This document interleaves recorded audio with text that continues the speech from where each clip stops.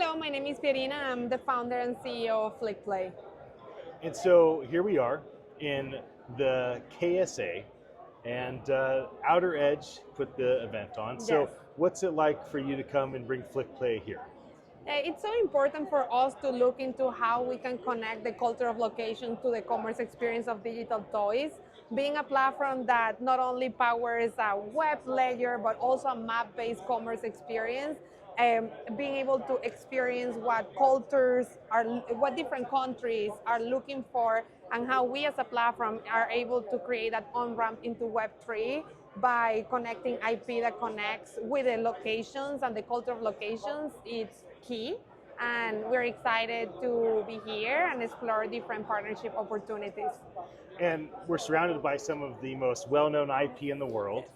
So tell us a bit about Flickplay and the IP that you currently have license for, and Yeah. what you're doing with this IP for all the super fans out there. Yes. So Flickplay is exploring the future of how we play and socialize, and we're, I could say, like a middleman or a middle layer between fans and the future of social and game experiences. So when fans purchase a digital character on Flickplay, which is a game-ready NFT, they're able to discover actually the different activation points where they can engage with those characters. And they're not necessarily all built and run by Flickplay. One of our key partners is the Sandbox. So when you buy a Bratz doll, by connecting your wallet to the Sandbox, you're able to immerse yourself in a digital world. While Flickplay powers some of the more social engagement features of fans connecting with other fans through social or content creation with the characters, and we're constantly looking for different partners to expand the capability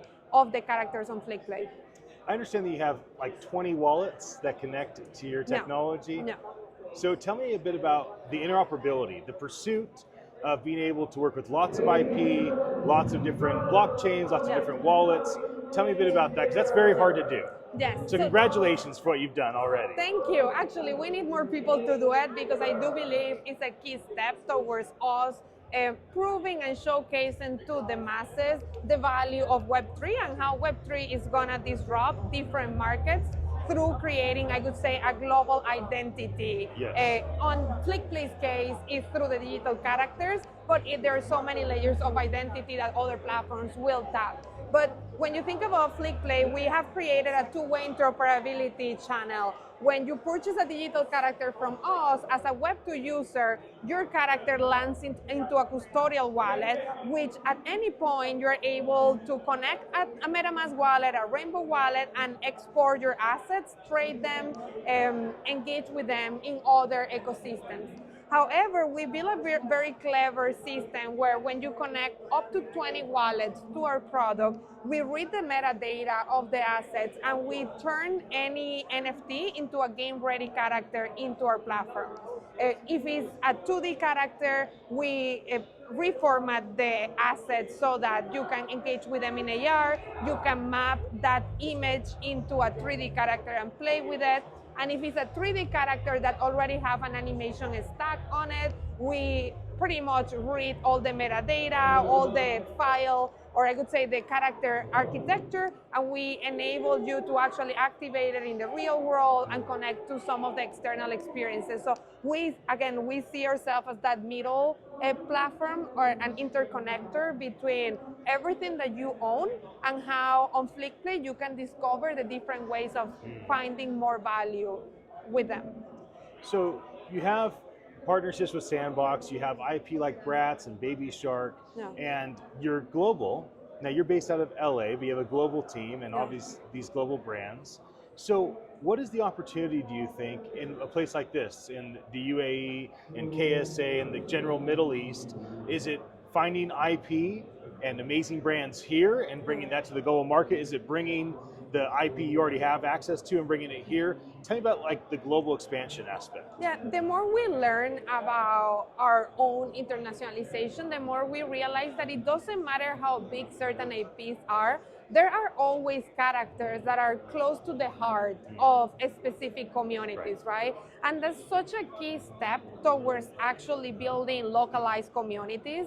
And this is why, like, while we have some major entertainment studios really supporting our initiative, we're all constantly in the pursuit of understanding and learning which are those key IPs that will connect in a deep level with localized communities, and how can we activate a commerce layer on top of the city that will incentive fans to engage with them at a different level, right? So definitely when we look at different markets, like in Riyadh, we look at how can we find strategic IP partners, strategic real estate or city partners where we can localize the product from an offline to online and from an online to offline, right? Flickplay being at the center of it.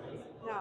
And so you are one of the speakers here. Tell me a bit about, when you're on a panel, you're not going to just talk about Flickplay, you're going to talk about a broader topic. So what did you and the panel talk about, and how did you feel the reception is? You know, are people leaning in and listening to the topic that you're bringing up? I always like to touch on the steps or the why Web2 fans, right, will turn into Web3, right? And oftentimes the conversations are surrounded by the infrastructure layer or how infrastructure will power an experience, but without creating a strong consumer layer for fans that are not connected to the financial aspect of NFTs, but that would get incentives through the experience layer that NFT creates, is really important, or I like touching in two different aspects. One of it is interoperability, and how to create interoperability. Game studios and developers need to work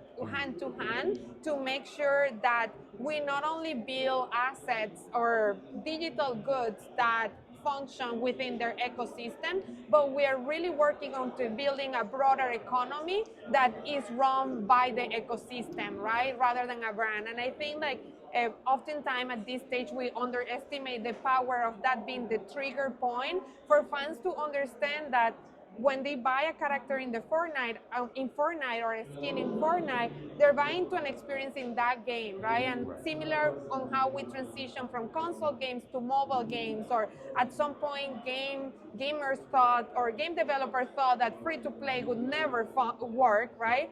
We have seen this overall evolution, and one proposition disrupt the next one. And I do believe that interoperability and creating a global identity where with my character I can join different experiences and platforms and never start from scratch will power that mass adoption. And I always like bringing awareness of that in the panels. Well, it's wonderful to have your company represented here. It's nice to have you share. It's been fun to get to know you a little bit. Josh, the guy that puts this on, said you're his favorite human. Oh, well, that means a lot because he knows a lot of people. He knows right? a lot of people. So that means a lot. Thank you. Well, I'm glad that you could tell me more about what you do at Flickplay, and may your company be incredibly successful. Thank you.